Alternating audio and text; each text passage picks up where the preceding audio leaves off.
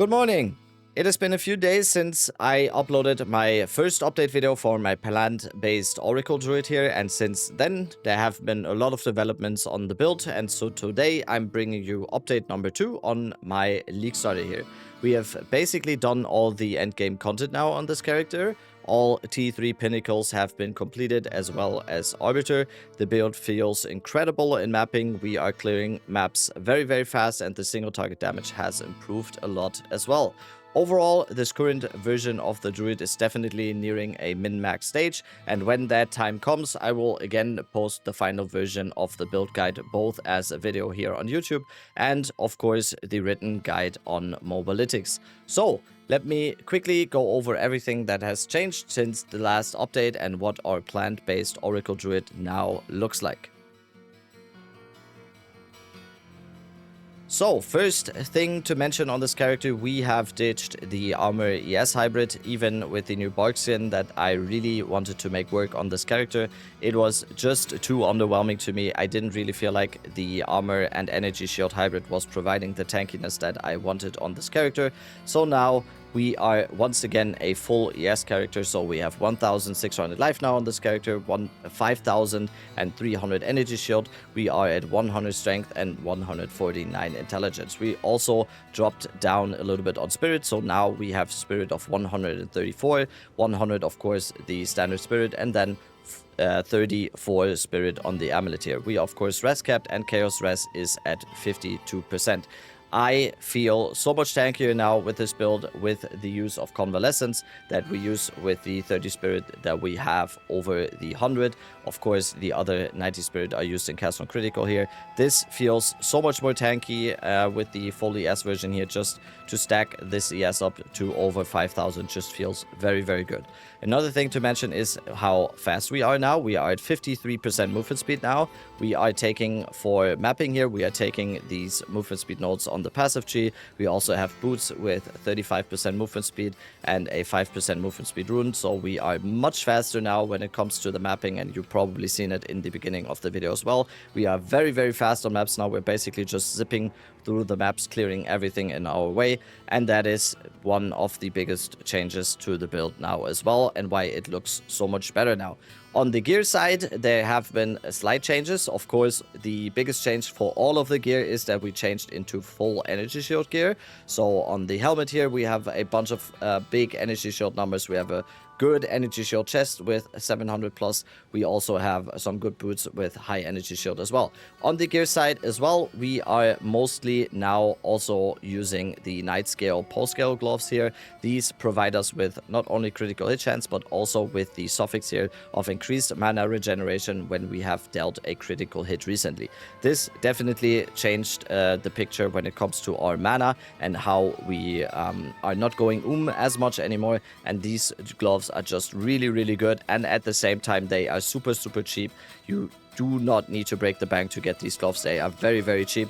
The goal will probably be in the future to get ones that are over-corrupted on the critical hit chance and over-corrupted on the mana regeneration. That is a project for later, so this build is still incredibly budget-friendly. You can scale this, of course. My gear is probably a little bit more on the expensive side now, but I have a lot of people in my chat every day that say that they have basically reached T15 maps and are comfortably doing T15 maps on a very low budget. Around the few divines mark, you can easily do all the content in the game on this build. So very budget friendly, and that is why it is such a good League starter. As a belt, I'm currently using Ingenuity. The end goal, of course, is going to be to get a Headhunter. So right now we are just using Ingenuity, which is also a very cheap option and very good as well. End goal, like I said, of course, using a Headhunter, but that is going to be much more expensive and doesn't apply to a lot of people that are currently playing the game, so I didn't want to use it as well. So, Nascent Hope as one charm. The Bleed charm I'm using since today, since I noticed there is a lot of bleed in the game right now, and the next charm is the Fall of the Axe, which is just very nice too. So, for this version of the build on Entangle, we are using Accelerated Growth 2, we are using Branching Fissures 2, we're using Magnified Area, Rapid Casting, and Mobility. because this is just the mapping setup. So when we are running like this with rapid casting and mobility, we are losing a lot of damage. So only do this when you actually have the damage to then still be able to kill all the stuff in the maps. So only do this rapid casting and mobility combo when you are actually able to do that. This makes it so that we are much faster when running and casting, so we don't get slowed down as much, and it's a very, very nice thing. If you do not have the damage and you really need the damage, then you just swap in considered casting and super critical. You can see the DPS difference here when we swap this out. We are at 35 right now, and when we swap in this one, it is about 33. That's not right. that is just wrong. The tooltip is buggy again. But yeah, it is more damage. Either this one is the more damage version and this one is the more mobile and fast version. So that is the setup for Entangle. We are using Thrashing Vines for just single target damage. This is our big single target damage here. So we're using Considered Casting, Concentrated Area, Blindside, Heft, and Super Critical. Why are we using Blindside? Because the accelerated growth and the overgrown plants, they blind the enemies, and then we can use Blindside for 50% more critical damage bonus and 15% more critical hit. Very, very good support gem when we are able to blind the enemies, which we are with accelerated growth. Cast on Critical, there has also been a change here. We are not only using Thunderstorm and Cast on Critical, which we still are, but now we are also using Bone Cage here. Bone Cage makes it so that when we are in maps and even also single target, we get a big damage boost to everything that we are doing here. So Bone Cage deals a lot of damage since we are also scaling this with physical damage. Very, very good addition to the build, deals a lot of damage. Bone Cage right now is level 19. That is, in my opinion, that is enough. If you are able to get it to level 20, it will be even more damage, but it also will drain more mana. And at the same time, we are keeping Thunderstorm at a low level to not drain our mana as much. Due to the nature of using Cast on Critical, of course, on single target, yes, the mana will drain a lot, and you've probably seen it in the Zesh clip on the beginning of the video. You will be able, or you will have to, press your mana flask a lot and make sure that your mana is always recovering a lot, and you just make it in a way that you are still able to proc the Cast on Critical without standing there and just looking stupid, basically. It is just the nature of Cast on Critical. It will drain your mana.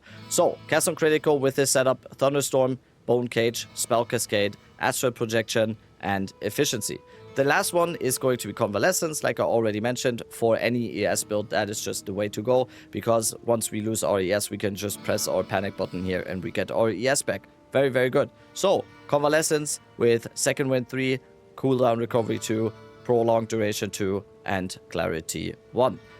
Next thing, obviously, is going to be the passive tree. The passive tree has also changed a lot when compared to the last version. This version that I'm showing you right now is once again the mapping version. There is a slight difference to the bossing version that I'm using.